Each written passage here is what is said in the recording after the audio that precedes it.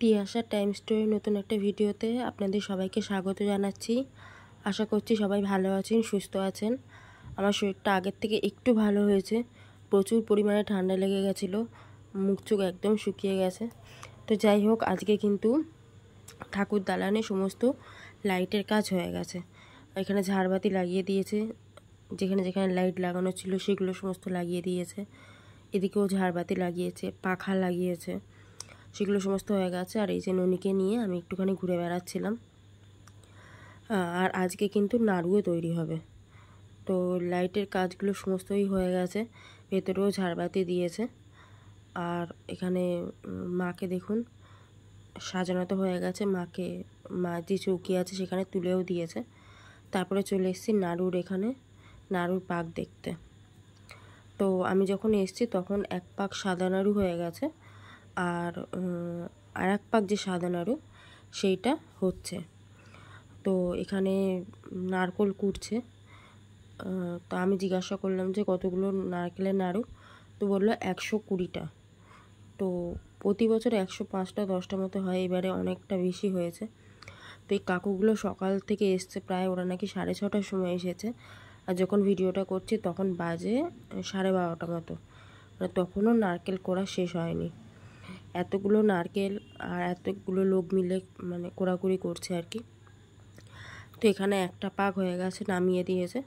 এখানে মা আর দুটো কাকু, এরা দুজনে মিলে নাড়ুটা করছে আর কি। আর এই যে ড্রয়িংগুলো দেখছেন, এগুলো দেয়ালে, এগুলো সব কিন্তু আমার মেজদার নিজের হাতে করা। তো এখানে এই নাড়ুগুলো করে নিচ্ছে। তারপরে ওই আঁখমন্ডি বলে একটা জিনিস হয়, যেটা ওই চালের ওপর দেয়, তো সেটাও করছে। প্রতি বছরই এই কাকুগুলো আসে, তো খুবই চেনা জানা হয়ে গেছে। তো কাকুদের মুখেই শুনলাম যে 120টা নারকেলের নাড়ু। তো এখনও প্রচুর নাড়ু হওয়া বাকি আছে, এক এক করে সমস্ত হবে। তো আমি অল্প অল্প ভিডিও করেছি, কারণ প্রতিবারে প্রচুর বড় বড় ভিডিও করা হয়, পরে সেই ফোনে স্পেস থাকে না, খুব সমস্যা হয়। ওই জন্য এবারে ছোটো ছোটো করেই ভিডিওগুলো করেছি। তো যাই হোক, এখানে নাড়ু তৈরি তো ভালো মতনই হচ্ছে। তো আমি করি না, দেখি আর কি, কারণ ওই কাকুগুলো আসে বলে আর আমাদের সেইভাবে হাত লাগাতে হয় না, মা থাকে। আর এখানে দেয়ালের ড্রয়িংগুলো দেখুন, এত সুন্দর হাতের কাজ, সত্যি কথা বলতে মেজদার মানে দেখে মনে হবে যেন অন্য কেউ এঁকে দিয়েছে, বাড়ির কেউ এঁকেছে। মানে মেজদাদাকে ছোটো থেকে না দেখলে মানুষ বিশ্বাসই করবে না যে এত গুণী মানুষ হতে পারে।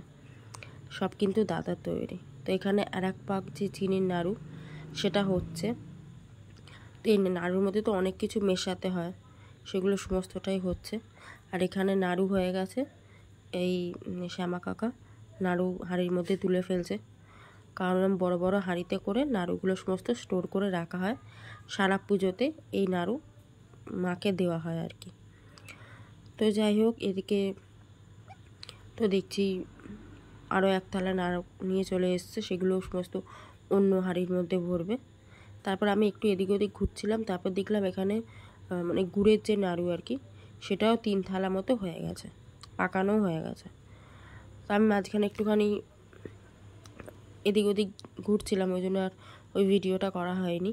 তো এখানে দেখছি গুড়ের নাড়ুর পাকও হচ্ছে। তো কাকুগুলোই বলছে চিন্তা নেই, এখনও 2 করা বাকি আছে, তুমি ভিডিও করতে পারবে।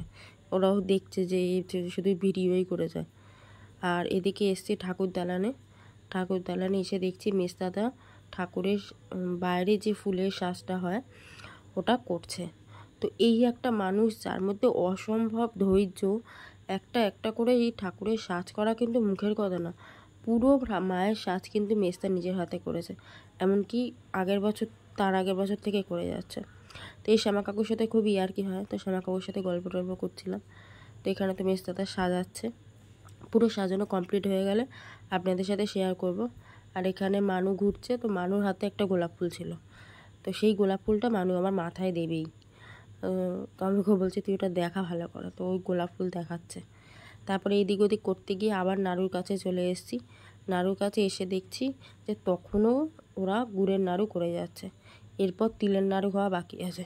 তো মা আমাকে বলছে তুই আমাদের একটা ভিডিও কর। আমি যে তুমি সামনে থেকে করি, বলছে না তুই পিছন দিক থেকে কর। এই কাকু বলছে আপনি সামনের দিকে ঘুরুন, মা বলছে নাও পিছন দিক থেকেই করুক। তো এইগুলোই স্মৃতি আর কি। আর এখানে মানু আমার মাথায় ফুল দিয়ে দিয়েছে। তো আজকে ভিডিওটা এটুকুই, আরও পুরোপুরি হয়ে গেছে। এর পরের প্রস্তুতিগুলো আপনাদের সাথে শেয়ার করব। সবাই ভালো থাকবেন, ভালো করে পুজো কাটাবেন।